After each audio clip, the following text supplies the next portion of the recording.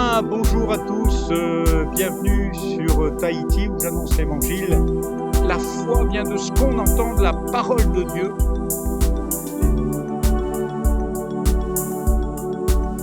Vous pouvez seulement écouter, non pas le prédicateur, non pas le décor qui est derrière nous, mais écouter la voix de Dieu qui vous appelle. Quel que soit l'endroit où vous vous trouvez, sachez que vous êtes aimés de Dieu.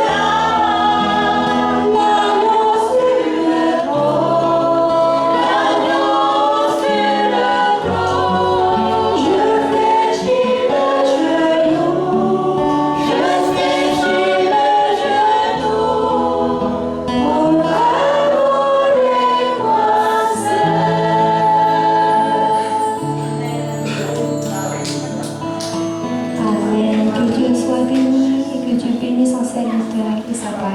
Amen.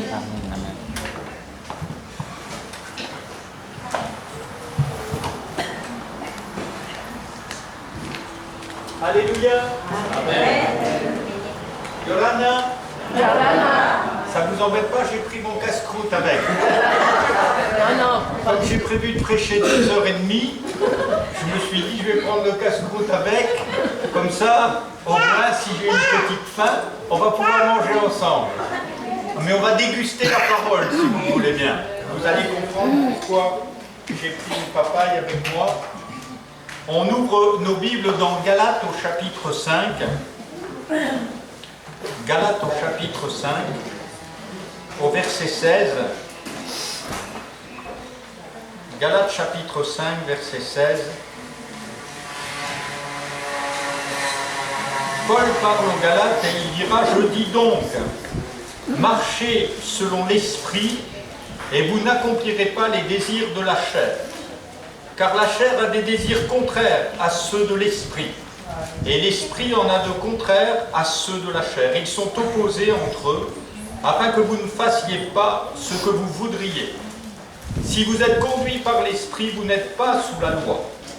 Or, les œuvres de la chair sont manifestes. Ce sont l'impudicité, l'impureté, la dissolution, l'idolâtrie, la magie, les inimitiés, les querelles, les jalousies, les animosités, les disputes, les divisions, les sectes, l'envie, l'ivrognerie, les excès de table et les choses semblables.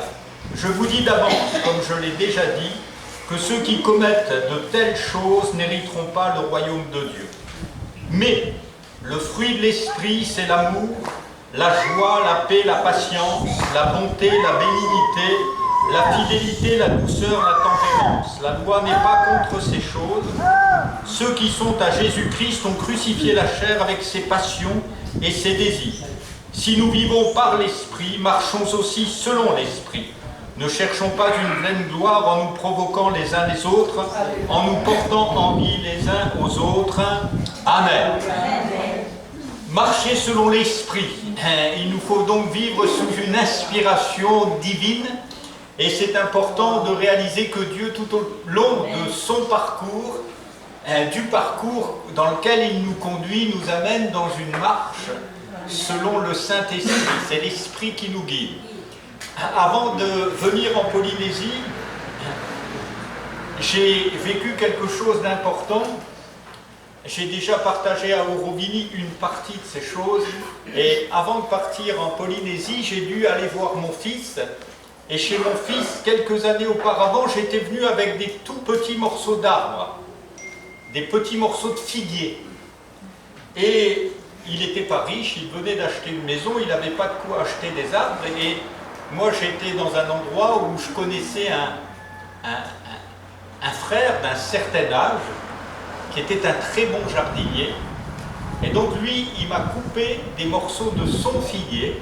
Et m'a dit, voilà François, quand tu vas chez ton fils, plante ces petits bouts de bois et tu verras. Et puis effectivement, avant de venir en Polynésie, j'ai dû passer par chez lui. On était le 1er novembre, il y a 1 mois et demi de ça, 1 mois seulement, mais un petit peu avant, puisque je n'avais pas encore pris l'avion. Et j'ai eu la surprise de découvrir ces figuiers qui étaient remplis de fruits. Alors c'était les fruits de l'arrière-saison. Et j'ai béni Dieu de ce qu'il me montrait ces choses et de ce que non seulement il me montrait ces fruits, mais j'ai pu avoir avec mon fils une discussion extraordinaire de père à fils. Vous savez que Dieu parle du cœur des pères qui retournent à leurs enfants et j'ai pu parler avec cet homme qui lui aussi porte des fruits, puisque sa femme attend un bébé, et c'est mon 7e petit-fils, ou petite-fille, on ne sait pas encore ce que c'est, mais enfin c'est là. Et je me disais, Seigneur, tu parles tantôt d'une manière, tantôt d'une autre.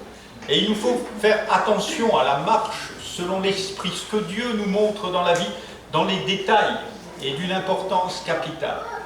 Et j'ai pris l'avion, bien sûr, ensuite pour venir vous voir.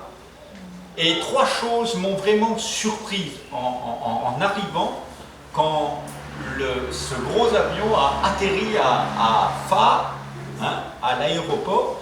Alors, la porte s'est ouverte. Je ne voyais pas Tahiti encore. Mais la première chose qui m'a saisi, c'est le parfum. Vous voyez?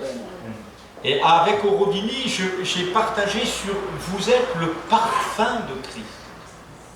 La deuxième chose qui m'a marqué, alors que le frère venait me chercher, à Tahiti, c'était l'avion du matin, très très tôt le matin, les coqs chantaient.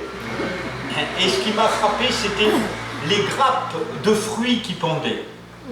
Les grappes de mangue aux arbres. Et il y avait tellement de fruits, il y a un moment avec Albert, on était sur une route, c'était très tôt le matin, donc l'avion, et il y avait deux beaux houlous qui étaient tombés à terre.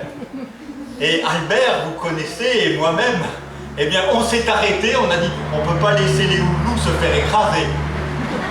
Alors on les a ramassés, on les a mis dans le coffre, et on les a mangés. Et la troisième chose qui m'a surpris, c'est la lumière. Jésus a dit, vous êtes la lumière du monde. Et c'est important pour moi de réaliser et de partager avec vous eh bien, ce message sur le fruit ce matin.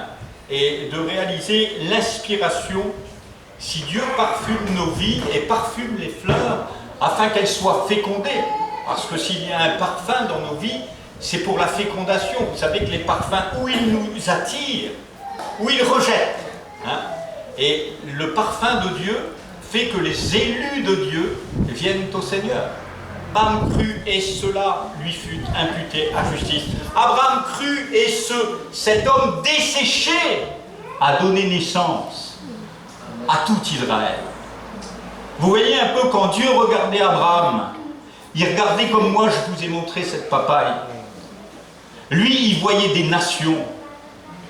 Et Dieu dit à Abraham, des nations sortiront de ton sein. Amen. Amen. Il ne voit pas seulement l'enfant qui va naître. Il voit les nations qui vont sortir de cet homme. Il voit déjà la nation d'Israël et plus, il voit son fils. Alléluia. Son fils est déjà là. Lui, l'héritier. Vous, les co-héritiers, vous étiez déjà là. Quand Abraham eh bien, a saisi par la foi son fils, vous, les Polynésiens, vous étiez déjà là. Alléluia. Peut-être il y avait encore personne sur les îles. Hein, je ne sais pas ce qu'il y avait ici il y a 2000 ans. Mais Dieu savait que vous seriez là. Et il savait que vous alliez marcher par la foi. Amen. Que vous alliez commencer à voir comme lui voit. Alléluia. C'est pas une papaye, c'est une forêt, pasteur. Vous voyez quelle puissance il y a dans ce que je tiens dans la main? Quelque chose d'extraordinaire. La grâce va fournir tout ce qui convient à la vie. Et bien sûr, Jésus est venu et il a dit, restez à Jérusalem, restez là. Vous allez recevoir une puissance, le Saint-Esprit. Et vous serez quoi? Les témoins de Moïse? Il ne faut pas faire ci, il ne faut pas faire ça. Ah, si tu viens à l'église, il faudra mettre tes cheveux attachés, hein. Puis il faudra une jupe. Et puis, non, c'est pas ça. Si tu viens à l'église, c'est pour rencontrer le Christ. Amen. Et quand bien même tu n'aurais même pas de chemise, Jésus est là. Amen. Jésus veut te secourir, te sauver. Quand bien même tu serais un va-nu-pied, tu viens comme tu es. Amen. Et la grâce te ravit. Amen. C'est ça que Dieu fait. Alléluia. Alors je vous en supplie, mes frères et sœurs, ne soyez pas comme les Galates. Ne vous laissez pas arrêter. Vous couriez bien. Mettez-vous à marcher seulement. Mettez-vous à marcher seulement. Amen. Ce sera moins fatigant. Amen. Vous ne ferez pas d'effort. Vous savez que dans le sanctuaire de Dieu, quand les sacrificateurs entraient dans le sanctuaire, ils n'avaient même pas le droit de suer. On n'avait pas le droit de suer. Parce que Dieu ne sera jamais nourri d'aucun effort humain. Il est suffisant à lui-même. Il se suffit à lui-même, mais il peut pourvoir à tous vos besoins, selon sa richesse. Amen. Donc il nous faut marcher, c'est l'éducation qu'a reçu en fait Adam. La Bible nous montre qu'au jardin d'Éden, et on l'a lu ensemble, eh bien, il l'a mis là-bas. Alors j'ai reperdu mon texte. Avec le vent, les feuilles volent. L'Éternel Dieu prit l'homme et le plaça dans le jardin d'Éden pour le cultiver et pour le garder. Il nous faut simplement cultiver la parole de Dieu. Amen. Amen. Et la garder dans nos cœurs. C'est ça notre jardin. Vous voyez, je suis parti de France, j'ai pris qu'une seule chose. J'ai pris mon jardin avec moi. Alléluia. Et pourquoi? Parce que comme dans cette papaye, il y a toute une forêt.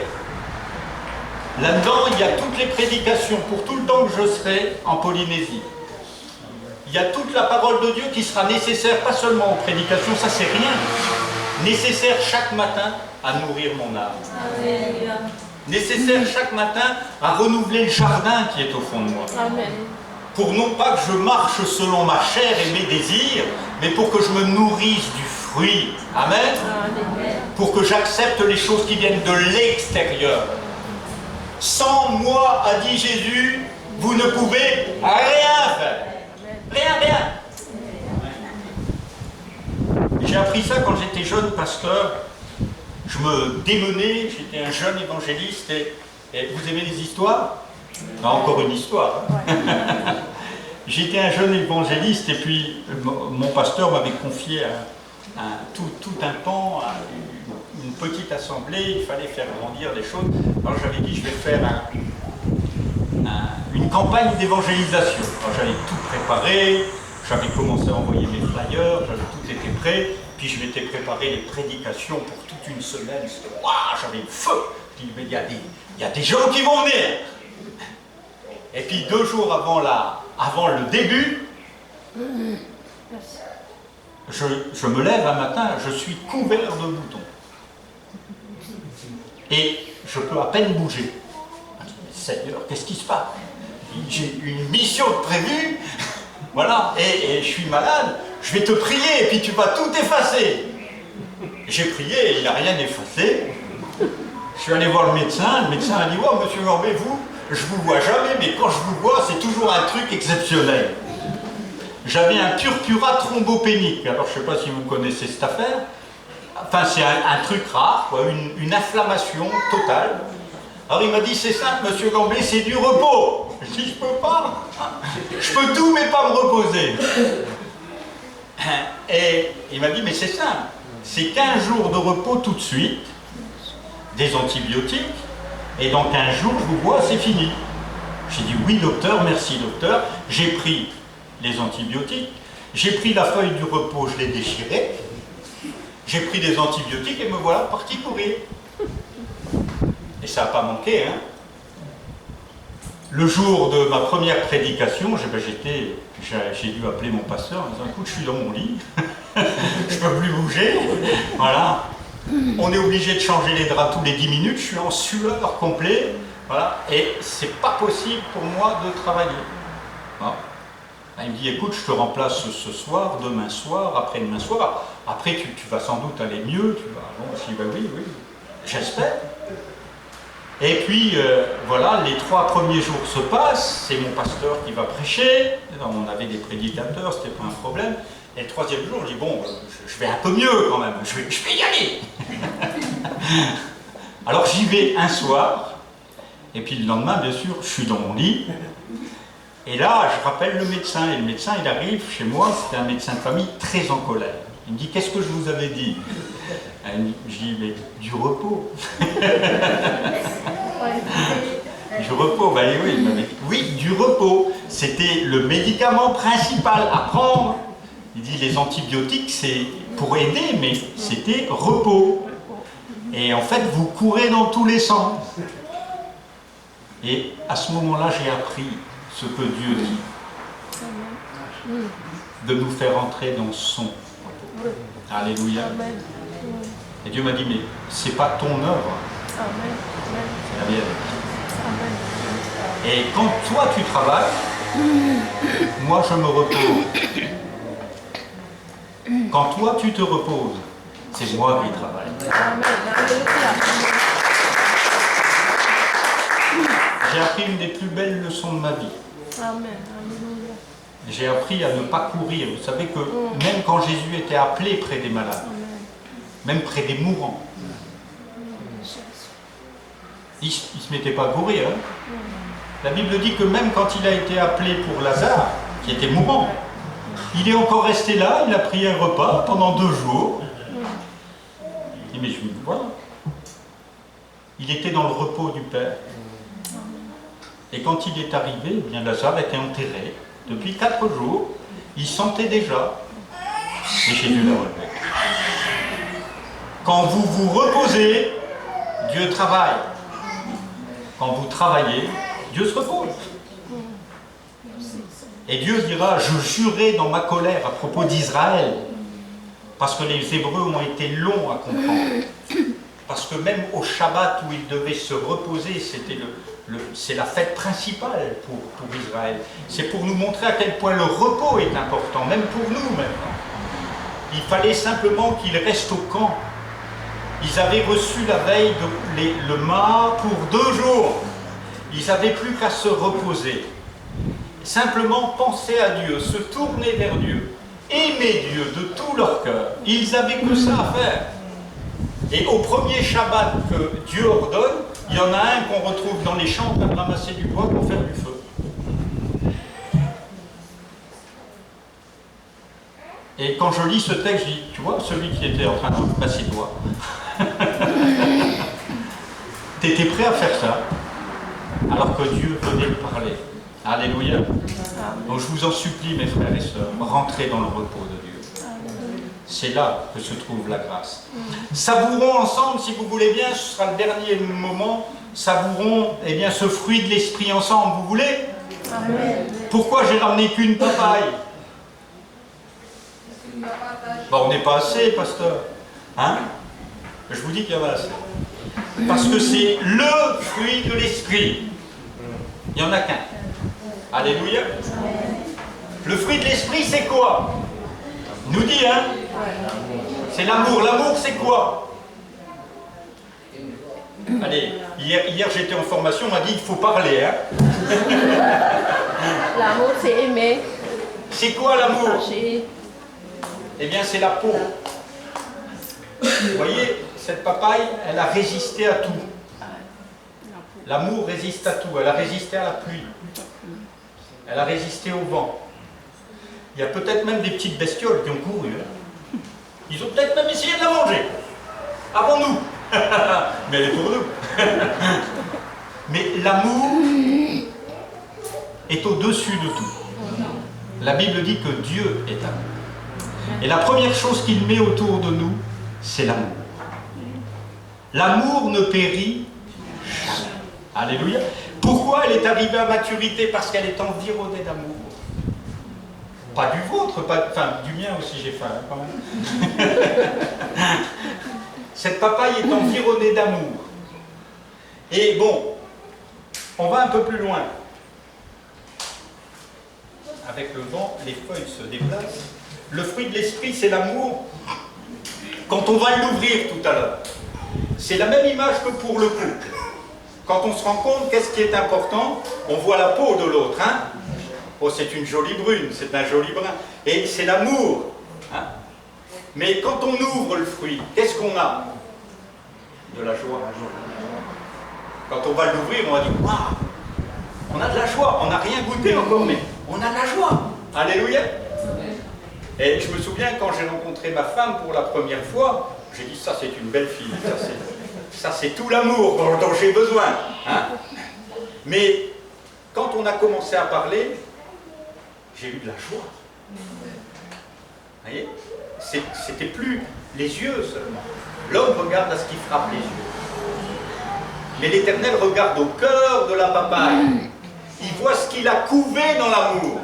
La Bible dit que le Saint-Esprit a couvé littéralement la terre. Dieu a tant aimé le monde. Dieu a tant aimé, vous pouvez mettre votre nom. Dieu a tant aimé François qu'il a donné son Fils unique afin que si François croit en lui, il ne périsse pas, mais qu'il ait la vie éternelle. Alléluia. Vous voyez, il est enveloppé. Qui est-ce qui peut inonder l'amour. Il n'y a rien qui peut éteindre l'amour. Les grandes eaux ne peuvent pas l'éteindre. Rien ne pourra jamais éteindre l'amour de Dieu pour vous. Alléluia. Quel que soit ce que vous faites comme faute, l'endroit où vous tombez, si vous êtes pasteur, vous tombez dans l'adultère, Dieu vous aimera toujours. Amen. Et il fera une chose, je peux vous dire, il viendra vous chercher. Alléluia. Alors je conseille à personne de tomber dans l'adultère ou dans un travers. Et c'est pas ça qu'on recherche. Amen. Mais on recherche la vérité dans la grâce. Amen. Parce que c'est la vérité qui va nous libérer des peurs. J'ai pas peur de vivre. Parce que ce n'est plus moi qui vis, c'est Christ qui vit en moi. Amen. Amen. Et Jésus n'a pas eu peur de vivre. Donc c'est l'amour, c'est la joie. Quand on découvre ce qu'il y a dedans et qu'on va l'ouvrir, on aura la joie. Et ensuite, ce qui est important, c'est dès qu'on va la sentir, il y aura une odeur de paix. Là, on sera déjà à table et on est déjà apaisé. Hein? On dit, j'ai pas encore goûté, mais je suis déjà tranquille. Ils ont ce qu'il faut à table. Il y a au moins une papaye pour nous ce midi. Hein? Donc il y a ce qu'il faut à table. C'est la paix. Jésus a dit, je vous donne ma paix.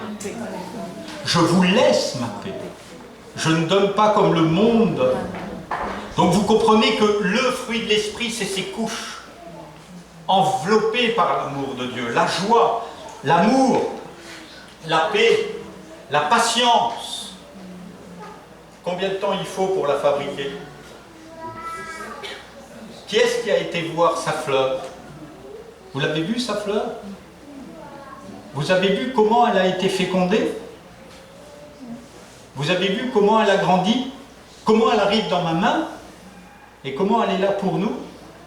La patience. Vous savez combien Dieu a de patience envers chacun de nous? Il a été patient, enfin envers moi en tout cas, très souvent. Hein? Est-ce que vous êtes prêts à patienter encore un petit moment avant de la manger? La patience, c'est le fruit de l'esprit. Ça fait partie de ce fruit, la patience. Dieu a mis peut-être, je ne sais pas combien de temps ça met une papaye, vous pouvez me dire peut-être, ça met 2 mois, 3 mois, combien? 3 mois, 4 mois? Hein? Combien vous dites? 2 mois, 4 mois? Qui dit mieux? Hein? Enfin, quelques mois, mais Dieu est patient. Et nous aussi, on a dû patienter jusqu'à ce que je vous la présente. La patience, ça fait partie de la... C'est ce que je disais à ma femme souvent. Je ne comprends pas, puisque moi j'avais souvent des désirs intenses envers elle. Elle me disait, je lui disais, je ne comprends pas comment l'amour est patient. Parce que souvent on veut les choses tout de suite. Mais le véritable amour est patient. Amen. Amen. Et c'est le fruit que Dieu nous communique. La bonté. Il faut être bon envers nous, hein, car l'Éternel est bon. Il y a tout un psaume là-dessus. Car l'Éternel est bon, car sa miséricorde dure à tout. Ben, vous le connaissez aussi? Amen. Bon, ça va, on a la même Bible. Car l'Éternel est bon et sa bonté dure à toujours. La fidélité. Eh oui, parce qu'une fois qu'elle est dans mes mains, il y en a d'autres petites autour qui grandissent. Dieu est fidèle. Alléluia. Il ne vous laissera pas sans papaye. Ah ouais. Alléluia. Ni sans banane, ni sans fruitier. Amen. Parce qu'il est fidèle. C'est pas forcément parce que vous les plantez seulement, mais c'est parce qu'il est fidèle. Et Dieu fait éclore la terre. Il aime à faire germer. Que tout ce qui a souffle de vie loue l'Éternel. Amen. Amen. Quelque chose d'extraordinaire. La douceur. Parce que c'est quand même doux, hein, de la papaye. Ouais. J'ai pas pris un citron vert. Hein. Mais même un citron vert, ça a de la douceur. Et donc la douceur, elle est là pour nous. La douceur aussi dans la manière dont elle est conçue. Parce que c'est un fruit que vous pouvez prendre en main. Vous voyez? Il ne vous blesse pas. Alors c'est vrai que cueillir les ananas, à ce qui paraît, ça fait mal. Hein, il faut, bon, voilà, parce que, mais une fois que vous avez l'ananas, il est à vous. et il se laisse prendre. Donc il nous fait goûter sa douceur et enfin sa tempérance. La Bible dit que Jésus était doux et humble de cœur. Amen. Et cette tempérance, bien sûr, parce que je vous disais, au final, en lui, il y a toute une forêt. Amen. Amen. Il y a de quoi reproduire à l'infini des papayers. Et c'est bien sûr ce que Dieu veut nous donner. Alors il nous faut réaliser que Paul dira aux Galates, vous couriez bien, qui vous a arrêté? Vous ne laissez pas arrêter, mettez-vous simplement à marcher et à déguster la vie de Jésus. Alléluia. Alléluia. Car il est bon, car sa bonté durera toujours. Amen. Il est fidèle et juste pour nous faire savourer encore des mets délicats. Il n'y a rien que nous puissions faire pour améliorer la grâce de Dieu. Mais nous pouvons simplement y croire, comme Abraham crut. Et la Bible nous dit qu'arrivé dans sa vieillesse, il a savouré d'avoir, c'était pas un petit-fils, c'était son fils dans les bras. Alléluia. Il a savouré, toute sa vie, il a savouré de vivre avec cette Sarah. Pourtant, ça n'a pas été facile, c'était pas facile de vivre avec Sarah. Mais peu importe, ils ont pu ensemble goûter aux fruits de l'esprit, donner naissance à la foi triomphante, mais nous sommes devenus héritiers de Dieu. Et nous sommes co-héritiers de Christ, non pas pour vivre dans un désert, non pas pour vivre un christianisme où nous disons « j'ai peur, j'ai mal, aïe aïe aïe, aïe aïe, qu'est-ce qui va me tomber dessus ?» mais pour vivre le christianisme de l'esprit. Amen. Amen. Où vous avez tout pleinement dans la personne du Christ. Allez pas plus loin que lui. Allez pas chercher des choses supplémentaires. Simplement acceptez Jésus dans votre vie et il vous conduira dans toute la vérité. On prie ensemble. Je te bénis, Père, je te loue pour le fruit de l'Esprit. Seigneur, je te bénis pour ce fruit merveilleux que tu communiques, afin que mes frères et mes sœurs soient pleins de joie, pleins d'espoir, pleins de force et de hardiesse. Que ton nom soit glorifié et que chacun se réjouisse de la présence de Jésus, de sa mort, bien plus de sa résurrection. Merci pour la croix où tu t'es livré, où ton amour a été découvert pleinement et où tu as pu t'offrir tout entier, afin que nous soyons des hommes et des femmes entièrement sauvés et pétris par la main de Dieu. Que ton nom soit béni, Jésus. Amen.